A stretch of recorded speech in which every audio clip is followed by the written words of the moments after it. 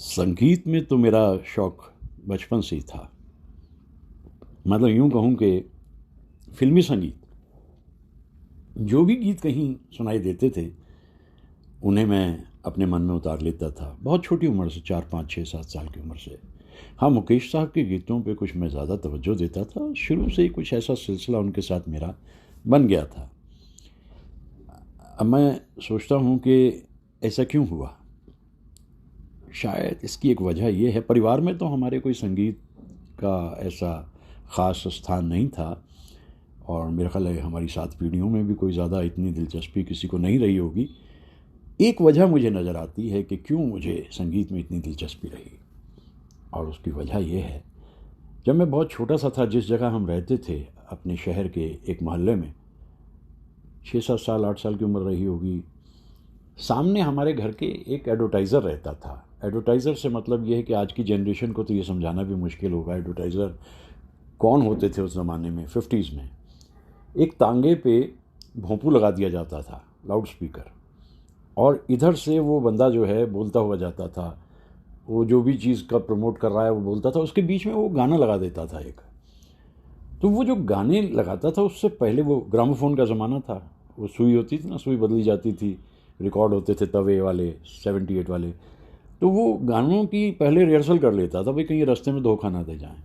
तो वो अपने घर पे उस तरीके से उसको करता था। तो वो गाने मुझे सुनने को मिलते थे। अर्लीस्ट मेमोरीज़ मेरी जो जाती हैं, अगर मैं रफ़ी साहब की बात करूं, क्योंकि आज मैं रफ़ी साहब का ही जिक्र करना चाहता हूं। 24 दिसंबर 2023 और रफ़ी साहब की सेंटिनरी शुरू हो गई, शताब्दी शुरू हो गई। यानी वो 99 बरस के हुए और 100 की तरफ चल दिए। हो गई इसलिए कह रहा हूँ क्योंकि कलाकार दुनिया से जाते नहीं हैं, वो यहीं रहते हैं, उनकी कला रहती है, उनका जिस्म फना होता है, वो यहीं रहते हैं। तो इस तरह से मेरी बहुत ज़्यादा दिलचस्पी, पढ़ाई लिखाई से भी ज़्यादा दिलचस्पी मेरी संगीत में हो गई थी, फिल्मी संगीत में। मुझे याद पता है, धुंधली सी याद मुझे आती है कि अगर मैंने शुरू के कुछ गीत रफ़ी साहब के सुने होंगे तो उसमें ओ दूर के मुसाफिर हमको भी साथ ले ले रे, ये गाना मेरे ख्याल से सबसे पहले जो गाने मैंने सुने हैं बचपन में, छोटे से अपने नन्हे से रूप में, वो यही है, ज़रा सामने तो आओ चलिए। उसके थोड़ा सा और आगे बढ़े होंगे तो आगे चल करके और कुछ की, मतलब यहाँ से शुरुआत होती है। एक तरफ मुकेश साहब मेरे साथ साथ चल रहे हैं मेरे मन में, और दूसरी तरफ रफ़ी साहब की आवाज़ को सुन के तो मैंने ये सोचा कि जैसे एक झरना बह रहा है, क्योंकि धीरे धीरे और ज़्यादा समझ आने लगी थी मुझे फिल्मी संगीत की। क्योंकि उस ज़माने में बड़ी खूबसूरत मैगज़ीन आती थी, युग छाया, रंगभूमि, सुषमा, जिनके ज़रिए हमारी जो फिल्मी इल्म है वो बिल्कुल एकदम शादाब रहता था, मालूम रहता था क्या हो रहा है। तो रफ़ी साहब को याद करना, 24 दिसंबर को उनका 99 बरस का हो जाना, 100वां बरस शुरू हो जाना, कितनी सारी बातें रफ़ी साहब के बारे में याद आती हैं। मुझे नहीं मालूम था कि ये इंसान जो इतने मधुर गायक हैं, ये आने वाले समय में जिस दिन तक ये दुनिया से रुखसत होंगे 5063 गाने गा चुके होंगे। यानी रफ़ी साहब ने 5063 गाने गाए, जिसमें 2036 गाने जो हैं उनके 2 गाने हैं ड्यूएट्स। 5063 गाने, सोचिए क्या सफ़र रहा ज़िंदगी का उनका, और महज 55 बरस की उम्र में दुनिया से रुखसत भी हो गए। बहुत प्यारे थे वो उन कलाकारों के जिनके ऊपर उनके गीत पिक्चराइज होते थे। अगर भाव तोल करके देखने की ज़रूरत आप महसूस करते हैं, क्योंकि ज़माना डिजिटल का है, और अगर आप ढूंढना चाहें भाई किस कलाकार के लिए उन्होंने सबसे ज़्यादा गाने गाए, 190 गाने उन्होंने गाए शम्मी कपूर के लिए, 190 गाने, और 155 गाने गाए उन्होंने जॉनी वॉकर के लिए। इसके बाद शशि कपूर के लिए उन्होंने 129 गाने गाए, राजेंद्र कुमार के लिए 112 गाने गाए, धर्मेंद्र के लिए 109 गाने गाए, देव साहब के लिए 100, क्योंकि देव साहब की सेंचुरी पूरी हुई है 2023 में, तो 100। ऐसे कलाकार को आप किस रूप में याद करते हैं? एक पूरा दौर उनके नाम जाता है, एक पूरे युग उनके नाम जाता है। और अगर हम आपको ये ना बताएं कि दिलीप साहब के लिए उन्होंने कितने गाने गाए, 77 गाने उन्होंने दिलीप कुमार साहब के लिए गाए। सोचिए किस किस्म के सिंगर थे, कैसे गायक थे मोहम्मद रफ़ी साहब। मैं आज उनके बारे में बात करते हुए जब मैं कुछ कहना ही चाह रहा हूँ तो मैं आपको ये भी बताते चलूँ कि फिल्मी संगीत से या फिल्मों से, उस दौर की 50-60s की फिल्मों से जो मेरी दिलचस्पी थी वो जुनून की हदों को भी पार कर रही थी। इतनी दिलचस्पी मुझे रहती थी फिल्म्स देखने में। जो भी छोटे मोटे सिक्के हमारी जेब में उस ज़माने में होते थे वो हम किसी मंदिर में भेंट न चढ़ा करके सिनेमा हॉल में भेंट चढ़ाए आते थे। 80 पैसे के करीब का टिकट होता था आगे का, पीछे का एक 75 होता था। एक 75 तो जेब में ज़्यादा उस ज़माने में होते नहीं थे, क्योंकि घर वालों को ये भी ख़तरा रहता था कि अगर इसकी जेब में पैसे होंगे तो ये जाके उसको किसी न किसी सिनेमा हॉल को अर्पित कर देगा, चाहे प्रभात में, चाहे लक्ष्मी में, चाहे नॉवल्टी में, चाहे वीनस में, कहीं ना कहीं ये जा कर के उनको अर्पित कर देगा। ये उनको घबराहट रहती थी। लेकिन वो कहते हैं ना, पानी अपना रास्ता बना लेता है, तो हम अपना रास्ता बना लेते थे। अब बताइए, देव साहब हमारे प्रिय राज कपूर और दिलीप कुमार, उनकी फिल्म हम कैसे छोड़ दें। इतना खूबसूरत चेहरा। वो फिर धीरे धीरे जब उम्र बढ़ी तो एक बड़ा सा अखबार आता था स्क्रीन, और उसमें हम देख लेते थे कि अब आने वाली फिल्म कौन सी हैं, और उसके हिसाब से हम अपना चल देते थे फिल्म देखने। मतलब आम भाषा में इस बीमारी को फिल्मोमेनिया कहा जा सकता है। ये एक ऐसी बीमारी जो आज तक मुझ पे पूरी तरीके से छाई हुई है। कॉलेज में पढ़ाना शुरू किया 1 अगस्त 1973 को, और 2013 को 30 जून को रिटायर हो गया। 40 बरस का सफ़र पूरा हुआ, और अब तसल्ली ये हुई कि चलो एक बार फिर से अपने बचपन में लौट जाते हैं। वो बचपन जहाँ संगीत था, स्कूल में गाया करता था, और स्कूल में बड़ी वाहवाही मिलती थी। स्कूल के प्रिंसिपल बड़े खुश होते थे, कॉम्पिटिशन्स में जाया करते थे और वहाँ से ट्रॉफ़ी जीत के लाते थे। अगले दिन छुट्टी हो जाती थी प्रेयर के बाद में, और हम सिनेमा हॉल में सीधे जाकर फिल्म देखने पहुँच जाते। ये थी वो ज़िंदगी। लेकिन इत्तेफाक ये हुआ कि कुदरत ने मदद किया, कभी फेल नहीं हुए ज़िंदगी में। सबसे पहला एग्ज़ाम जो हाई स्कूल का सबसे इम्पॉर्टेंट माना जाता है, high school, inter, BA, MA, सब इत्मीनान से पार करते करते एक दिन लेक्चरर हो गया मैं। संगीत की दिलचस्पी मेरे मन में हमेशा रही, लेकिन छोटे शहरों में एक दिक्कत ये रहती है कि टीचर का जो एक इमेज है वो थोड़ा अलग होता है। वो गाता नहीं है, उसे गाना नहीं होता। ये मुझे मेरे सीनियर टीचर्स ने भी बताया था वहाँ जब मैं कॉलेज में पहुँच गया। तो गाने बंद हो गए, और जिस तरह पिंजरे से निकल करके एक परिंदा आज़ाद होता है, आबाद होता है, बस 30 जून 2013 ऐसा। उसके बाद फिर जो मन में आया वो गाना शुरू किया। ऑनलाइन महफिलें शुरू हो गई, और बेंगलोर में आना जाना शुरू हो गया, ज़्यादा रहना शुरू हो गया। दोस्त मित्रों यहाँ मिल गए, और फिर चाहे मुकेश साहब हैं, रफ़ी साहब हैं, लता जी हैं, किशोर, किसी के भी गीतों को हम गाते रहते हैं। आज बातें अगर करें हम रफ़ी साहब की, तो रफ़ी साहब के बारे में जब मैं मैगज़ीन्स में पढ़ता था कि रफ़ी साहब 24 दिसंबर 1924 को दुनिया में आए थे। अमृतसर के पास एक छोटा सा गांव कोटला सुल्तान सिंह, वो वहाँ पर पैदा हुए थे। तो ये कोटला सुल्तान सिंह मेरे मन में हमेशा घूमता रहता था, यार ये कोटला सुल्तान सिंह क्या है। और अभी कुछ बरस पहले मैंने हिम्मत की, जैसे मैंने कहा ना जुनून है, और मैं अमृतसर से पहुँच गया कोटला सुल्तान सिंह। तो लगभग मेरे ख्याल से 30 किलोमीटर का फासला होगा। और जैसे ही मैं पहुंचा कोटला सुल्तान सिंह, एक गांव रास्ते में मजीठा पड़ता है, उसको पार करके जैसे ही पहुंचा तो मैंने देखा हरे बोर्ड के ऊपर लिखा हुआ था कोटला सुल्तान सिंह। बस मुझे यूँ लगा जैसे मैं देवभूमि में पैर रखने जा रहा हूँ, क्योंकि रफ़ी साहब की इमेज मेरे मन में हमेशा रहती थी।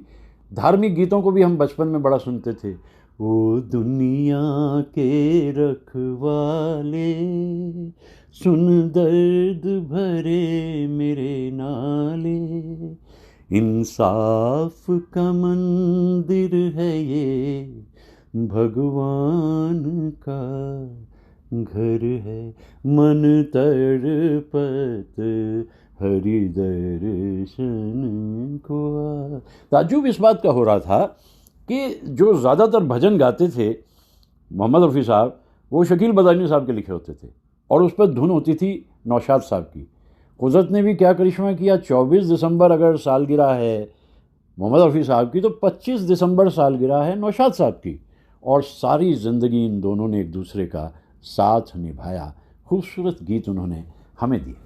तो ये तो रही बात। ऐसे गीतों को जब हम गाते थे तो हमारे घर वालों को भी कोई दिक्कत नहीं थी। हाँ, जब हम रोमांटिक गाने रफ़ी साहब के गाने लगते थे, तेरी प्यारी प्यारी सूरत को हुस्न वाले तेरा जवाब नहीं, चौदहवीं का चांद हो बहारों फूल बरसाओ, जब इस तरह के गाने हम गाते थे तो ज़रा घर वालों को दिक्कत हो जाती, भाई ये तो अभी बचपन से जवानी की तरफ पहुंच रहा है और वहाँ से ऐसे ऐसे गाने गाने लगा है।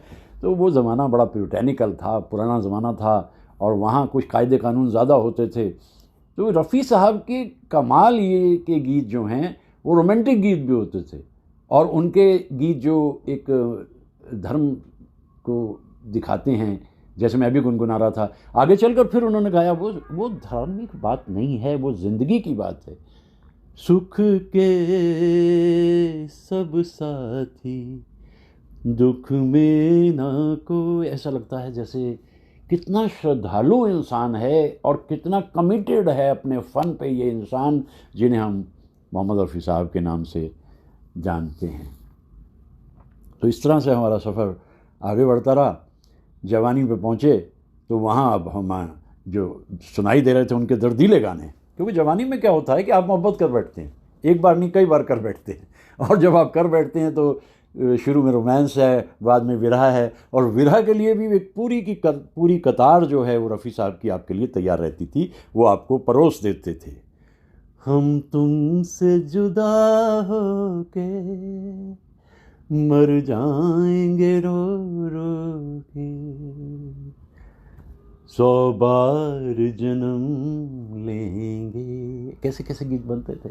और जवानी की सबसे बड़ी दिक्कत ये है कि मोहब्बत को तो होना ही है, लेकिन मोहब्बत होते होते जो एक बड़ा सामने पेच फंस जाता था, मुझे तुमसे मोहब्बत है मगर मैं कह नहीं सकता। अब कि दिस वे और दैट वे जब आपने रास्ते बनाने ही हैं, तेरी जुल्फ़ें परेशान, तेरी नजरें पशीमा, कहीं ये प्यार ही ना हो। कितने गीत गिनेंगे आप, मोहम्मद रफ़ी साहब के अनगिनत गीतों को हम याद।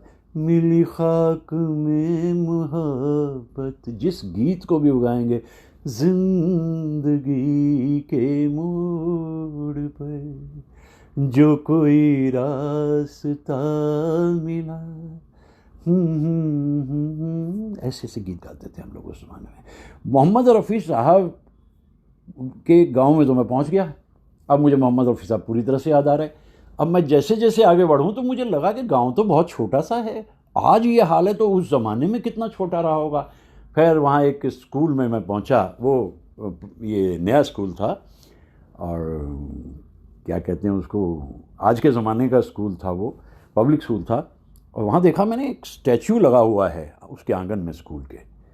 तो वहाँ मैंने बातचीत की, उसके जो चौकीदार थे शायद बलबीर सिंह जी, उनसे बातचीत करी।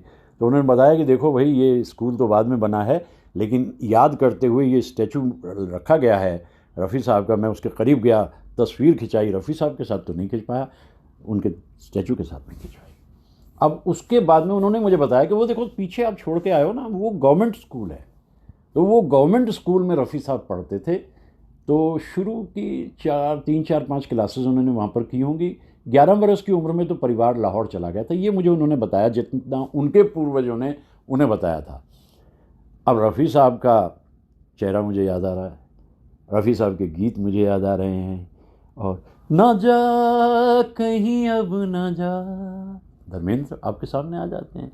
नजर न नाने किसी की राहों में, ला ला ला ला ला ला। जब इस गीत को मैं सुनता हूँ तो विश्वजीत याद आता, पुकारता, इसमें भी आपको विश्वजीत सुनते हैं।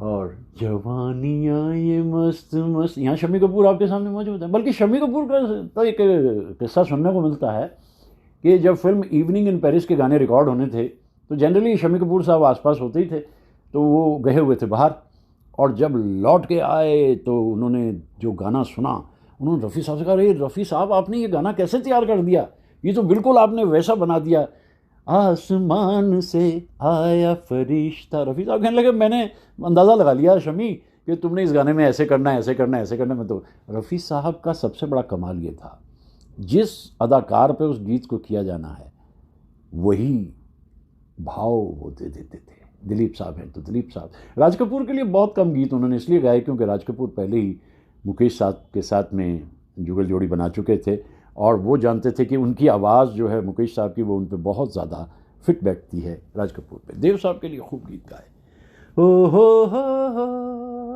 खोया खोया चांद। अब देव साहब तो उन्हें इतना पसंद करते थे, लेटेस्ट स्टेज आते आते जब किशोर कुमार का ज़माना आ गया तो तब भी देव साहब उनके गीतों को लेते थे। मोहम्मद रफ़ी साहब एक ऐसा नाम है, वक्त के सीने पे एक हस्ताक्षर हैं मोहम्मद रफ़ी साहब। आप चाहें तो कह लें, आप माने तो मान लें। दोस्ती के गाने जिस तरीके से उन्होंने गाए, मेरा तो जो भी कदम है वो तेरी राह। एक बार एक तांगे पे गाना बजता जा रहा था, मैं शायद 7वीं 8वीं क्लास में था और वो गाना बज रहा था, चाहूँगा मैं तुझे सांझ सवेरे। ये गाना बजता जा रहा था तांगे पे, शायद 8वीं 9वीं क्लास में था मैं तो उस तांगे के पीछे चल दिया, स्कूल का रास्ता भूल गया मैं। और वो बार बार उसमें बोले कुछ जो एडवर्टाइज़र है और फिर इस गाने को लगा दे। मैं कितनी दूर अपने घर से निकल गया। मुझे आज लगता है कि सचमुच दीवानापन है। दीवाने तो होते हैं, बनाए नहीं जाते, लेकिन इस दीवानगी में क्या बुरा है? अगर आपको किसी एक विशेष प्रकार के संगीत में इतनी दिलचस्पी है तो है ना। कॉलेज में तो मैं ज़्यादातर मुकेश साहब के गाने गाता था, लेकिन जब रफ़ी साहब के गीतों को मैं सुनता था तो खामोश जिंदगी को आवाज़ दे रहे हो, टूटे हुए हाथों में क्यों साज दे रहे हो। और जिस अंदाज में साज दे रहे हो कहते हैं रफ़ी साहब, दिल से निकली हुई आवाज़ है ये उनकी। शंकर जयकिशन बहुत सारे गीत, बर्मन दादा बहुत सारे गीत, और बाद में लक्ष्मीकांत प्यारेलाल साहब को तो लॉन्च ही उन्होंने किया। पारस मणि के जो गाने बनाए बेहतरीन। उससे पहले गीत बना चुके थे, तेरे प्यार ने मुझे गम दिया। ये छैला बाबू का गाना जो है ये पहला रिकॉर्डिंग थी लक्ष्मीकांत प्यारेलाल की मोहम्मद रफ़ी साहब के साथ। उसके बाद तो फिर कितने ही गीत, मेरे ख्याल से आखिरी गीत भी जो बनाया था वो लक्ष्मीकांत प्यारेलाल जी ने ही रफ़ी साहब के लिए बनाया था। रफ़ी साहब की ज़िंदगी के बारे में बहुत सारी किताबें लिखी गई हैं, लेकिन मैं तो ज़्यादातर ऑडियो में यकीन करता हूँ। जो मुझे कहना होता है मेरे लिए वो ज़्यादा आसान होता है और मुझे कुछ सोचना भी नहीं पड़ता, बर्जस्ता मैं बोले चला जाता हूँ जो मुझे बोलना होता है। तो आज मुझे अचानक वो चेहरा हंसता खिलखिलाता याद आ रहा है जिन्हें हम मोहम्मद रफ़ी साहब के नाम से जानते हैं। अपने ढंग के कमाल के कलाकार 100वें बरस में एंटर कर रहे हैं। 24 तारीख को 100वां बरस, 100th ईयर। और इसी बरस में वो मदन मोहन जी मौजूद हैं। मदन मोहन जी उनके बड़े प्यारे संगीतकार थे। इसी में तलत महमूद साहब हैं, उनके साथ भी उन्होंने गाया था एक ज़माने में। और यही बरस है राज कपूर साहब का भी, तो राज कपूर साहब के लिए भी गाया। तो रफ़ी साहब की सेंटिनरी पे वो 3 लोगों की भी सेंटिनरी है जो दिस वे और दैट वे रफ़ी साहब से ताल्लुक़ रखे थे एक ज़माने में। देख लीजिए भैया, कॉलेज से रिटायर क्या हुए, उसके बाद में अपनी ज़िंदगी में लौट आए। वो ज़िंदगी जो फ़िल्मी संगीत से जुड़ी है, जो जी में आता है कहता रहता हूँ, अपनी बात सामने लाता रहता हूँ। कुछ संगी साथी हैं जो इसमें सुनते हैं, पजीराई करते हैं, और इसी पजीराई में होती है एक आशनाई उस दौर के साथ में, और मैं कहता रहता हूँ अपनी बातों को। अभी तो बरस शुरू हो रहा है ये, और ये बरस जाएगा 24 में आगे तक। तो चारों की सेंटेनरी जो इसमें है हमें चाहिए, जैसे हमने इधर मनाया 2023 में। देव साहब, शैलेंद्र जी, मुकेश साहब को इतना याद किया, बल्कि इसी में मैंने तो एक दिन वीके मूर्ति साहब जो कि सिनेमेटोग्राफर थे, दादा साहब फाल्के अवार्ड विनर, उनकी सेंटेनरी पे भी मैंने उन्हें याद किया। ये ना करें तो क्या करें। एक तेज़ी से भागते हुए दौर में ना जाने इस दौर को कहाँ पहुँचना है। हम धीरे धीरे चलते चलते आहिस्ता आहिस्ता उस दौर को रिवाइंड करते रहते हैं। मैं तो करता रहता हूँ, सुबह सुबह ब्यारे सहार बहा देता हूँ। कुछ दोस्त हैं सुनने वाले, उन्हें अच्छा लगता है, मैं भी अपनी बात कहकर मुतमईन हो जाता हूँ, तसल्ली हो जाती है मुझे कि चलो भाई उस दौर को याद किया मैंने। तो ऐसे कलाकार, अच्छी बात है कि शाहिद साहब ने, उनके पुत्र ने यहाँ पे बॉम्बे में अपना एक म्यूज़ियम उनके याद में बना रखा है। लोग जाते हैं और जाकर के वहाँ पर याद करते हैं रफ़ी साहब को, क्योंकि इतना बड़ा कलाकार, एक कोहिनूर, एक ताजमहल, एक लता मंगेशकर और एक ही मोहम्मद रफ़ी साहब। मेरा ख्याल है कि अगर लता जी को भारत रत्न से नवाजा गया था तो रफ़ी साहब का भारत रत्न भी कोई ज़्यादा दूर नहीं होनी चाहिए। वैसे रफ़ी साहब तो विश्व रत्न हैं, कौन सा हिस्सा है दुनिया का जहाँ रफ़ी साहब का नाम नहीं पहुँचा। तो ऐसे कलाकार के गीतों को हम याद करते हैं, उनको याद करते हैं। 5063 गाने अपने जीवन में गा जाना। अब ये डिबेटेबल हो सकता है, कोई कहेगा नहीं इसमें ये है, मुझे नहीं मालूम, जो सोर्स मैंने ऑथेंटिक ली उसमें मुझे जो समझ में आया वो मैंने कह दिया, और नथिंग टू प्रूव। वो तो प्रूव तो रफ़ी साहब ने किया कि ऐसा कलाकार ना पहले कभी आया ना उसके बाद में कभी आएगा का तो सवाल ही नहीं पैदा होता। अब तो सामने जो दौर है ये सिंथेटिक है, पूरी तरह सिंथेटिक है, डिजिटलाइज्ड है।